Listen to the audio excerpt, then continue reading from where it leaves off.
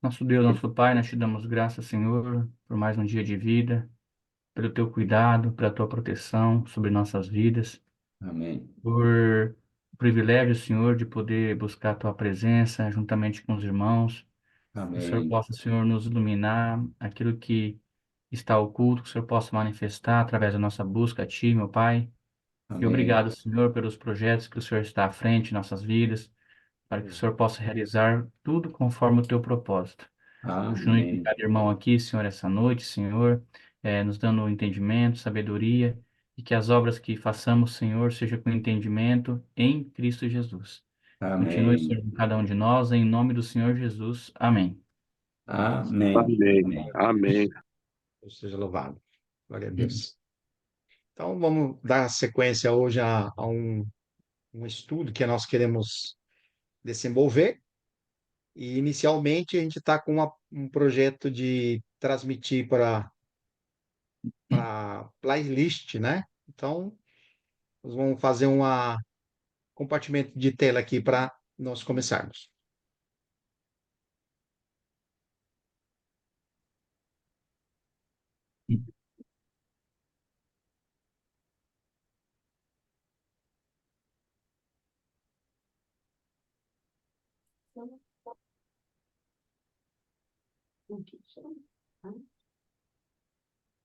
Os irmãos conseguem ver ali? Sim, estamos vendo. Tá ótimo, irmãos. Então, o sentimento que o Senhor me tem dado esses dias é justamente porque quando nós começamos a trabalhar a questão do sacerdócio e quem é o sacerdote, e o Senhor tem me levado a ter experiência em relação a isso.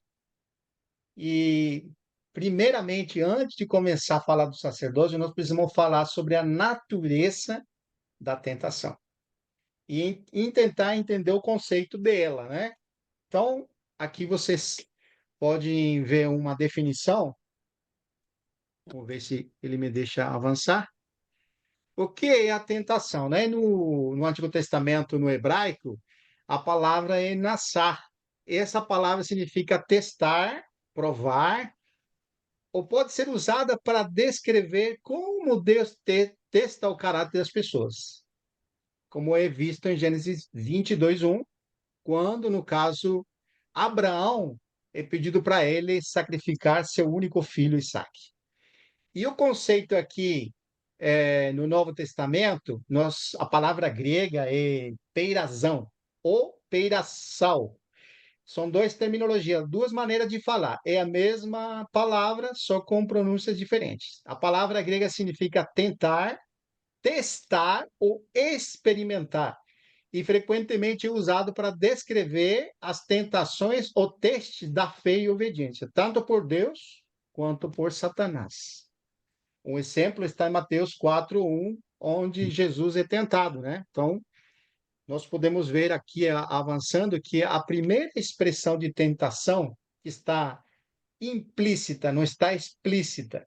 Por que implícita? Porque você não vai encontrar a palavra tentação. Mas aqui em Gênesis 3, dos 1 ao 6, eu vou ler para os irmãos, mas a serpente, e guarde essa palavra, a serpente, mais sagaz que todos os animais selváticos que o Senhor Deus tinha feito, diz a mulher. Se que Deus disse, não comerás de toda a árvore do jardim? Respondeu-lhe a mulher. Do fruto das árvores do jardim podemos comer, mas do fruto da árvore que está no meio do jardim, diz Deus, dele não comereis, nem tocareis nele, porque para que não morrais. Então a serpente diz à mulher: é certo que não morrereis, porque Deus sabe que no dia em que dele comeres, se vão abrir os olhos, e como Deus sereis conhecedores do bem e do mal. Vendo a mulher que a árvore era boa para se comer, agradável aos olhos, árvore desejável para dar entendimento, tomou dele do fruto e comeu, e deu também a seu marido e comeu. Aqui nós vemos, vamos falar assim, a eficácia da tentação ou o motivo da tentação.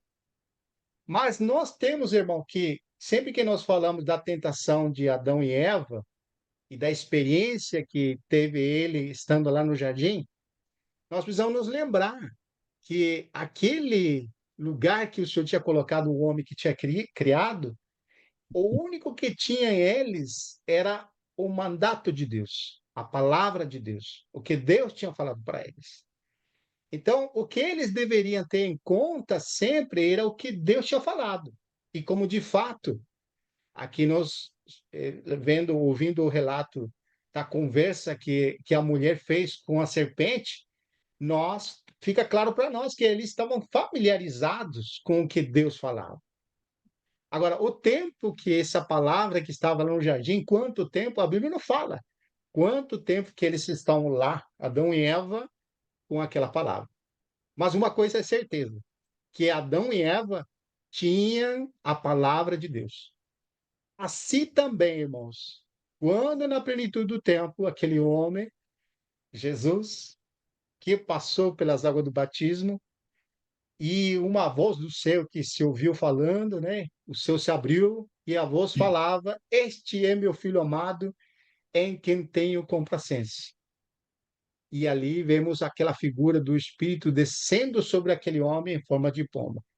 E no capítulo 4, versículo 1 ao 6, nos vai descrever aquele relato da tentação.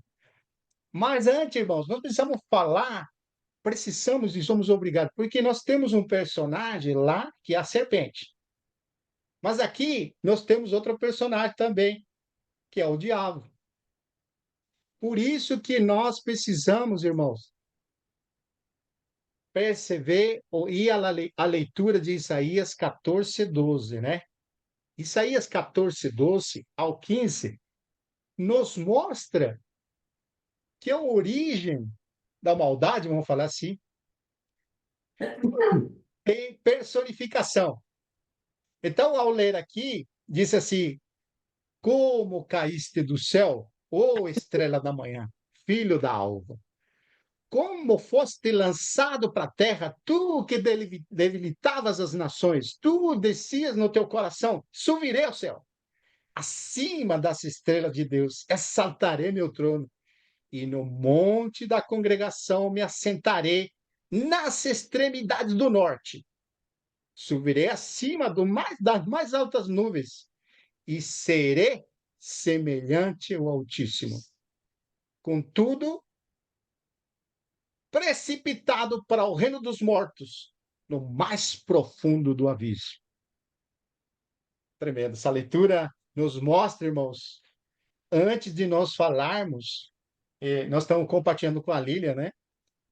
Que quando nós examinamos capítulo 4, sempre nós colocamos a pessoa de Cristo e aquela tentação que ele foi levado pelo Espírito, né?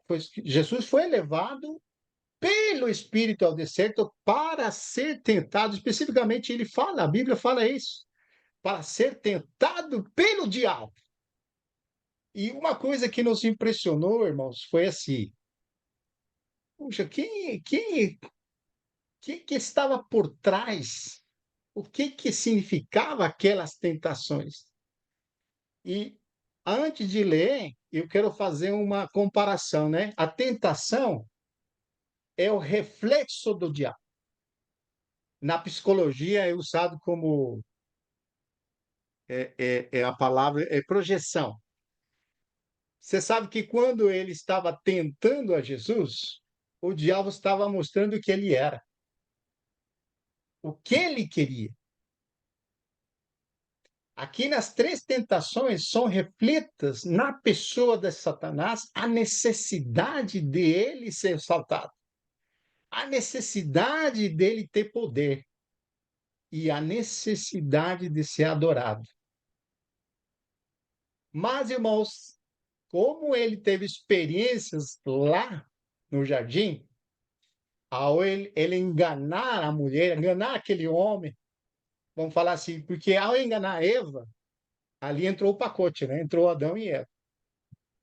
Ele se achou, ele estava diante de Jesus agora, que ele também vai falar e vai enganar. Você vê, irmãos, que é importante nós percebermos a astúcia do diabo de colocar dúvidas na palavra de Deus. Uma coisa que é muito marcante, irmãos, que a palavra de Deus, ela não é difícil, a palavra de Deus não é complicada. A palavra de Deus é simplesmente para ser crida. Agora, na conversa com o diabo, trouxe uma interpretação para ela, uma interpretação do que Deus tinha falado. Deus tinha falado, é verdade que Deus falou que vocês podem comer de todas as árvores, mas a árvore do conhecimento do bem e do mal não comereis.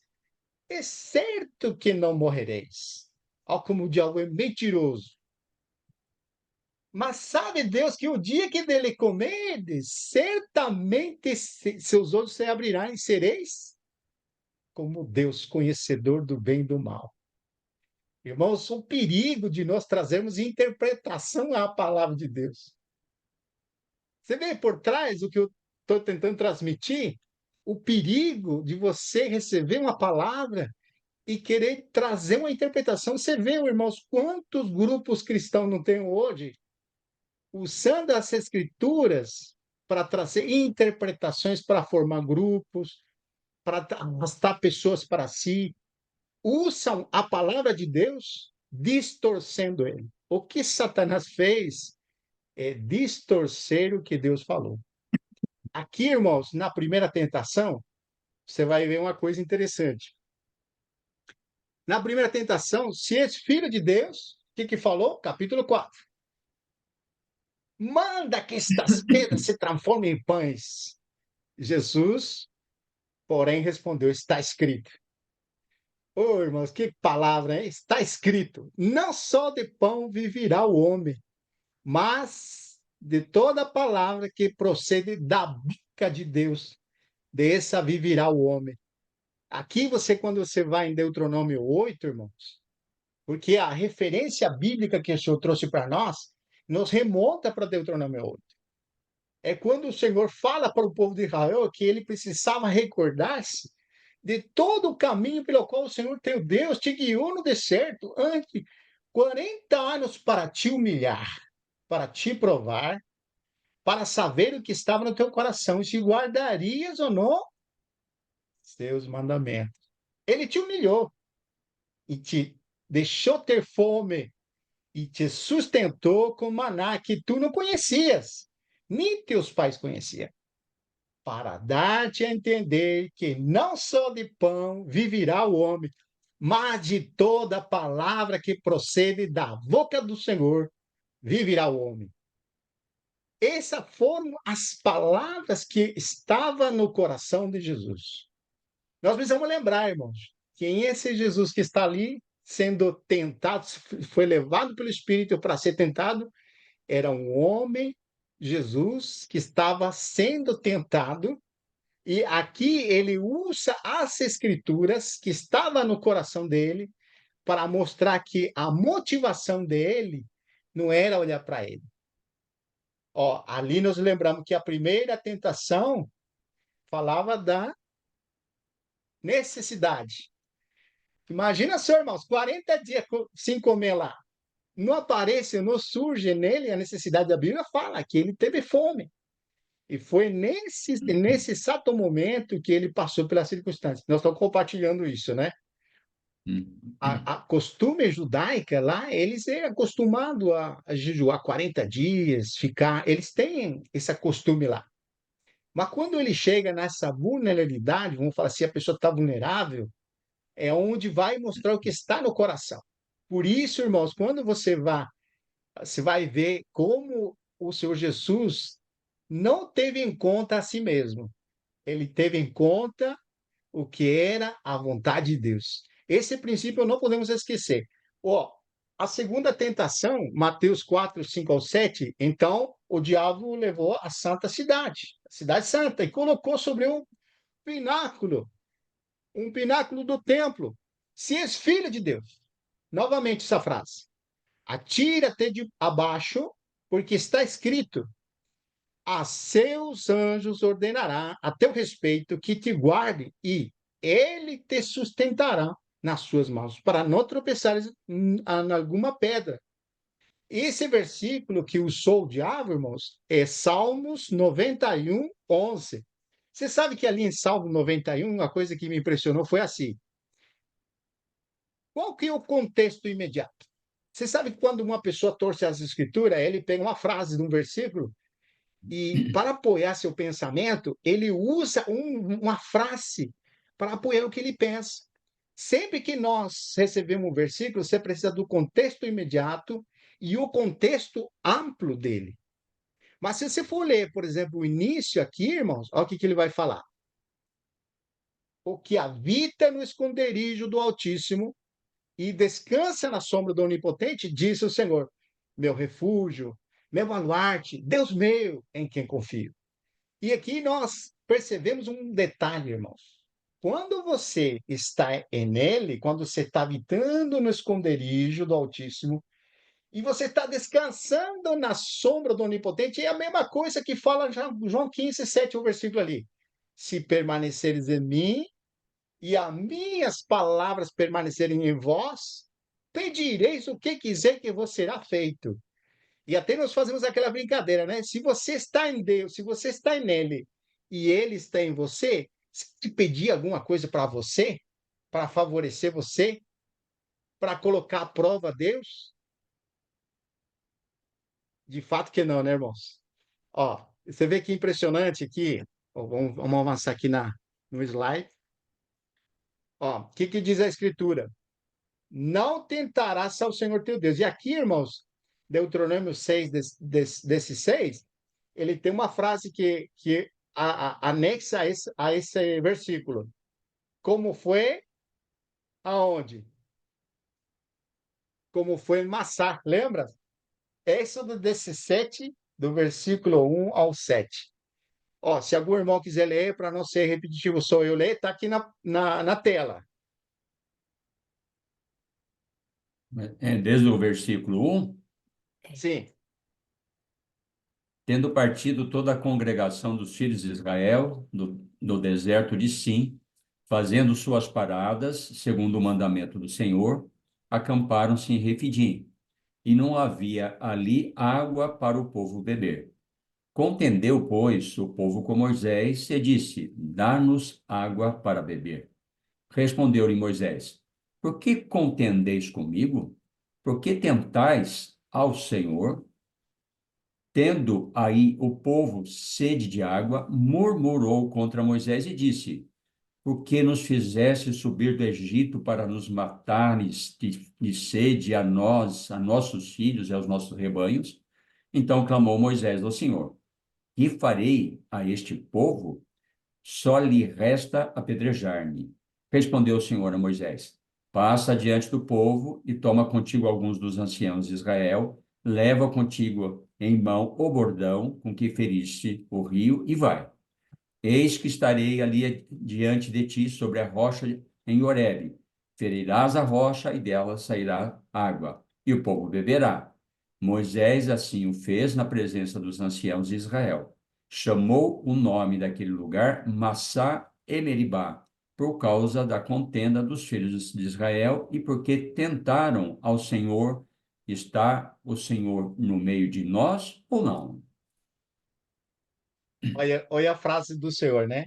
Escrito está, não tentarás ao Senhor teu Deus. Agora, olha o contexto da tentação que ele faz menção, porque ele está trazendo menção desse versículo referente a isso. Nós precisamos lembrar, irmãos, esse povo experimentou na saída de Israel todos aqueles acontecimentos, provas evidentes que Deus estava com eles, aquelas sinais que ele fez no Egito, aquelas pragas que veio no Egito, a maneira com que Deus vinha conduzindo esse povo. Você vê como que é aquela tentação que quer provocar Deus fazer alguma coisa em seu favor. Olha que terrível. Dizer para Deus, descer para Deus, está o Senhor no meio de nós ou não? Você vê a gravidade de você, alguém que Deus, você está experimentando a misericórdia de Deus, a graça de Deus na tua vida, e você ainda reclamar, vamos falar assim, né? Trazendo para nosso contexto. Mas, irmão, você sabe que nós lembramos, estamos lembrando com a Lília aqui, uma coisa que precisa, eu não coloquei aqui nos slides, mas é Daniel. Nós precisamos lembrar o contraste de alguém que parecia que Deus não estava, mas eles tinham percepção que Deus estava e não se importavam consigo. E longe deles tentaram o Senhor. Olha aqui, Daniel capítulo 3. Eu vou ler aqui para os irmãos, rapidinho. Aqui o decreto do Nabucodonosor, para que o soar do salteiro e da agita, eles tinham que se postrar diante daquela imagem dele. Versículo 11. E qualquer que não se prostrare e não adorasse, seria lançado na fornalha de fogo. Aqui nos lembramos, né? Há uns homens judeus que vieram com a fofoca, né? Aqui uns homens judeus que tu constituíste sobre os negócios das províncias de Babilônia, Sadraque, Mesaque e Abednego. Esses três caras ali, ó, são terríveis, eles não se postram. Aí, então, no versículo 13, estou parafraseando, né? Versículo 13. Então Nabucodonosor, irado, furioso com aquela informação, mandou chamar Sadraque, Abednego, a Sadraque, Isaque e Abednego, e trouxeram os homens perante o rei. Versículo 14. Falou Nabucodonosor e lhe diz: verdade que vocês não se postram, não adoram a minha imagem? Versículo 15. Agora, pois, vou dar uma segunda oportunidade. É assim, né, irmãos? Na tentação, era como dizia assim: bom, a primeira Jesus não caiu, né? Mas na segunda eu vou dar uma oportunidade agora. Escrito está na Bíblia. Aqui eles podiam usar essa escritura pensando neles, né? Mas agora, pois, está dispostos a quando ouvires o som de trombeta, de pífaro, de citara e de harpa, do salteiro e da gita de foles, postrai-vos e adorai a imagem que eu fiz. Olha só, irmãos, que é isso, hein? É impressionante, irmão. Ó, aqui ele fala, agora, pois, está aí, versículo 16. Responderam Sadraque, Mesaque e Abednego. O que eles responderam? Ô Nabucodonosor, quanto a isto, não necessitamos de te responder. Se o nosso Deus, a quem servimos, quer nos livrar-nos, ele nos livrará da fornalha do fogo ardente de tuas mãos, ó rei. Se não, se ele não livra, se não, fica sabendo, ó rei, que não serviremos os teus deuses, nem adoraremos a imagem de ouro que levantaste. Deus seja louvado, irmãos. Amém. Que o Senhor encontre pessoas dessa maneira, que não tentam ao Senhor para poupar a si mesmo, que não caem na tentação de querer que Deus faça alguma coisa em favor de nós, ou usar as coisas de Deus a favor de nós. Olha que impressionante, irmão. Aqui Merivá e Massal, o significado é a mesma coisa, né?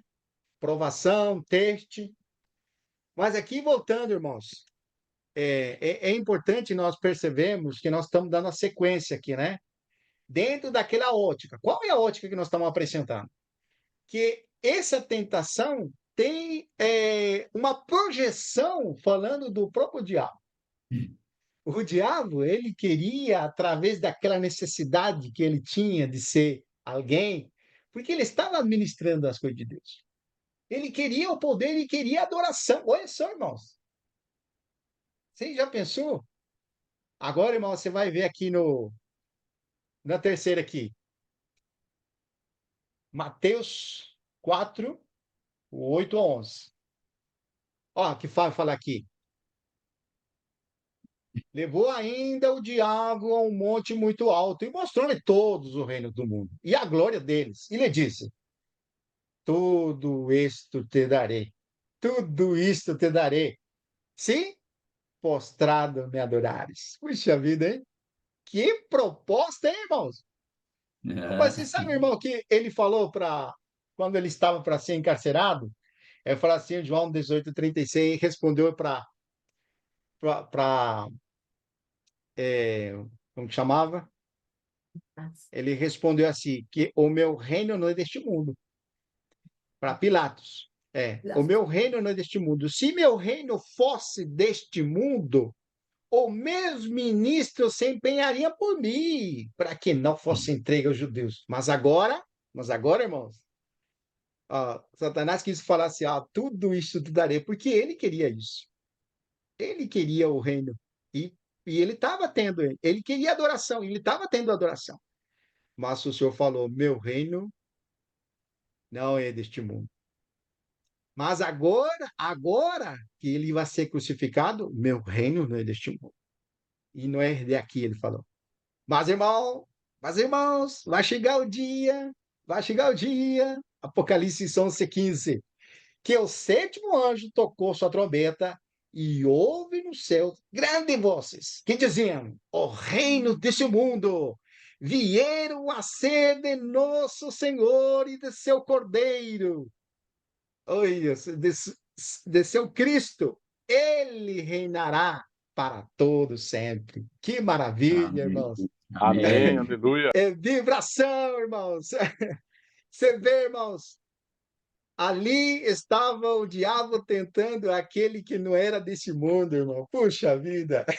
Ele falou: vocês daqui de baixo, eu sou de lá de cima. Meu reino não é deste mundo. E o diabo, irmão, você vê que o engano é grande? Ele estava enganado que o Senhor Jesus tinha interesse por esse reino que está debaixo da ira de Deus, debaixo da condenação de Deus. Que Ele não se astuto, né, importou irmão? consigo. Pode falar, irmão. Que astuto, né? Que Que coisa, astuto, né? né? Que coisa, né, irmão? Você viu? Impressionante. Meu Deus. Agora, irmão, esses versículos aqui que eu separei, irmãos, tem muitos versículos, né, para nós falarmos do amor de Deus, mas esses aqui, irmãos, que eu separei aqui, é impressionante. Deuteronômio 6, 4, 5. Ouve, Israel, o Senhor é nosso Deus, o único Senhor. Amarás, pois, ao Senhor, teu Deus, de todo o teu coração, de toda a tua alma e de toda a tua força. Isaías 43, eu fiquei vibrando uma semana com esse versículo aqui. Vós sois as minhas testemunhas, diz o Senhor, meu servo, a quem escolhi, para que saibais que e me creais e entendais que sou eu mesmo. Olha que versículo! E que antes de mim Deus nenhum se formou, em minúscula, não tem outro Deus. E depois de mim nenhum haverá. Eu sou o Senhor e fora de mim não há Salvador. Que glorioso, irmãos. Que palavra maravilhosa. E isso Amém. ele voltou a falar aqui em Marcos 12:21, quando foi interrogado por um dos escribas, que eu tinha ouvido a discussão, que ele tinha respondido favoravelmente. Então, ele perguntou, né? Qual o principal de todos os mandamentos? E respondeu Jesus: o principal, ouve Israel, fazendo menção a Deuteronômio 6. Ouve Israel, o Senhor, nosso Deus, é o único Senhor. Amarás, pois, ao Senhor teu Deus de todo o teu coração, de todo o teu entendimento e de toda a tua força. E o segundo, amarás a teu próximo como a ti mesmo. Não há outro mandamento maior do que estes. Agora, você vê esses versículos aqui, irmãos? João 14:24. Por que eu estou trazendo para esse?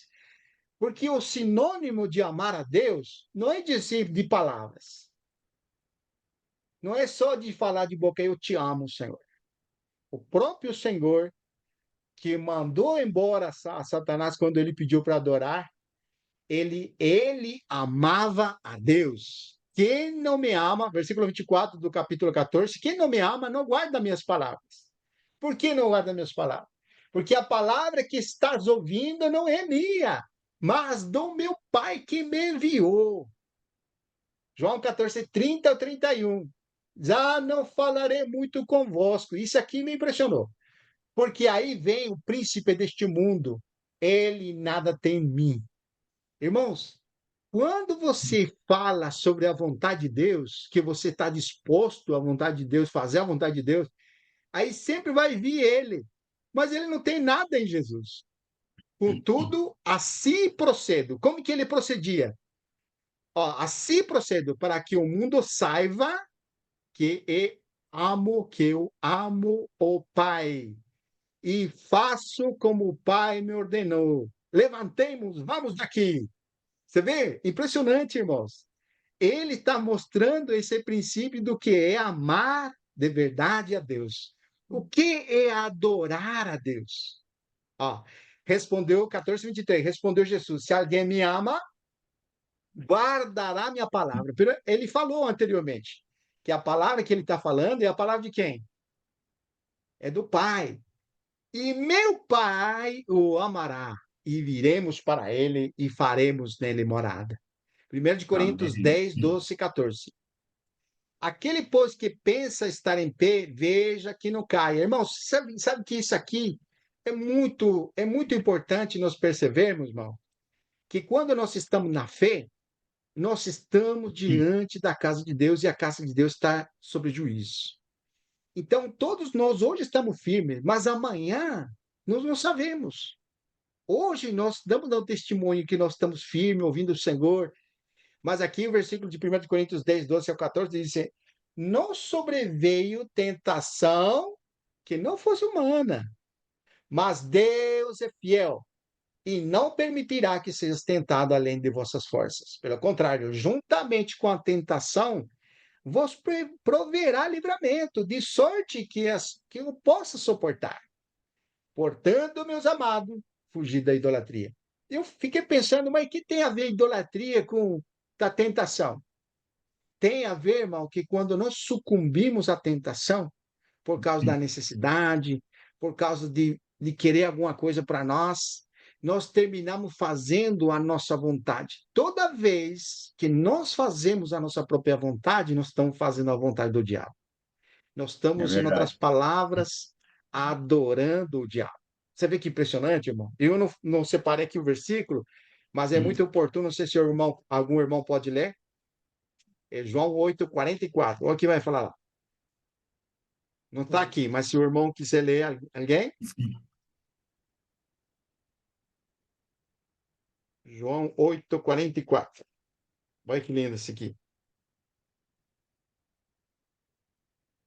Olha o que Vós vai sois do falar. diabo, que é vosso pai, e quereis satisfazer-lhe os desejos. Viu? Pode ler mais. Faltou uma parte, só ali a parte que geralmente a gente cita, né? Ele foi homicida desde o princípio, jamais se Foi. firmou na verdade, porque nele não há verdade. Quando ele profere mentira, fala do que lhe é próprio, porque é mentiroso e pai da mentira. Viu, Continua? irmãos? Quando nós sucumbimos àquilo que o nosso coração quer, nós estamos sucumbindo à vontade do diabo. Nós estamos fazendo a vontade do diabo. E isso aqui, irmão, é muito revelador, porque o Senhor mostrou isso. Ele vem mostrando isso na palavra, que quem é deste mundo é que tem cobiça. Você já pensou alguém que não era deste mundo, você mostrar o reino deste mundo? Como que ele pode sucumbir? O meu reino não é deste mundo. Ele não ia sucumbir diante desse reino, porque o reino dele, a quem ele amava e em quem ele estava a sua esperança, não era daqui. Isso nos Sim. mostra esse princípio, irmão, que nós precisamos examinar-nos a nós mesmos, se de fato estamos na fé. Diz: examinai-vos a vós mesmos se realmente está na fé, provai-vos a vós mesmos. Ou não reconhecer que Jesus Cristo está em vós, aquele que não é deste mundo está em nós, e nós estamos vivendo nele e ele em nós, se não é que já está reprovados. Olha a pergunta aqui, irmãos.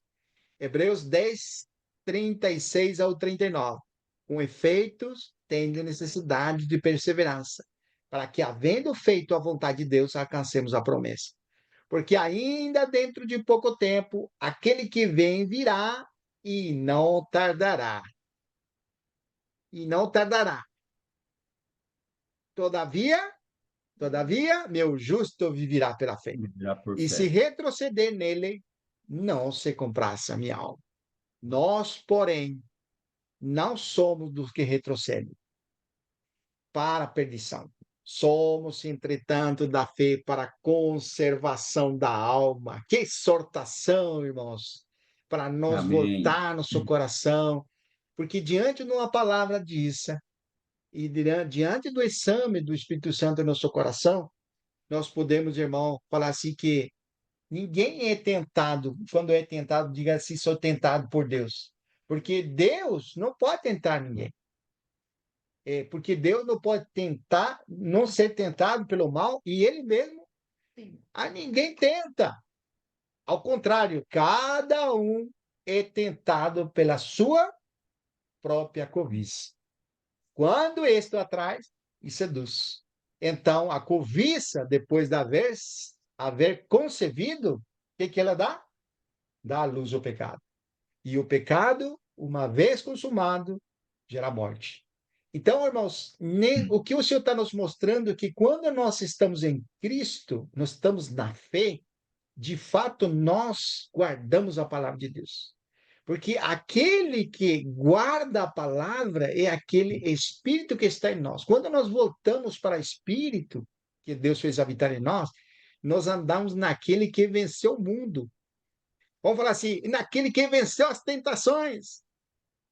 Por nós mesmos, irmão. Não conseguimos mais. Você é o que vai ver que se fala assim, Hebreus 14, Hebreus 4:12. Olha o que não se encoraja.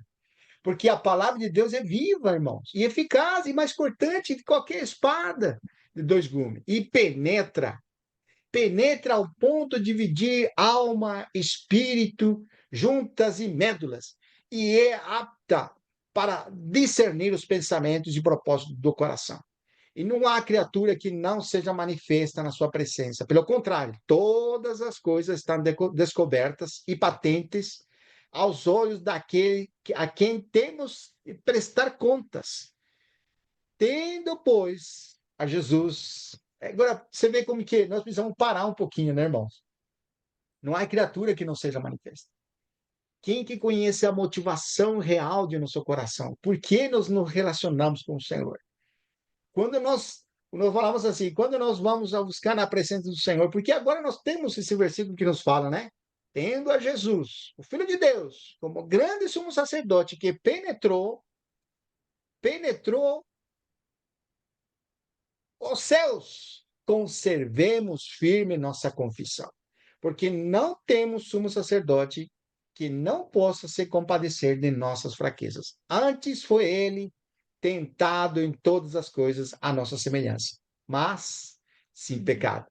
Acheguemo-nos, portanto, confiadamente ao trono da graça, a fim de recebermos misericórdia e acharmos socorro em ocasião oportuna. Irmãos, eu paro por aqui e fica essa palavra de reflexão, que nós está aberto para nós um trono da graça. Mas na Amém. próxima reunião, nós vamos desenvolver o que é o trono da graça. Porque, irmão, Amém. sempre que nós falamos do trono da graça, vem a nosso coração e que quando nós erramos e pecamos, então nós precisamos ir ao trono da graça. Porque você lê esse versículo e fala assim: aproximemo-nos em plena certeza de fé, confiadamente ao trono da graça. E você fala assim: puxa, eu estou em pecado, eu errei. Agora eu vou no trono da graça para o Senhor me perdoar, me limpar, me lavar. Irmãos, o trono da graça é muito mais que isso. Amém. E que o Senhor possa nos falar profundamente a nossos corações de quanto nós precisamos ter experiência desse sumo sacerdote que penetrou os céus. Deus seja louvado, meus queridos irmãos. Amém. Amém. Amém.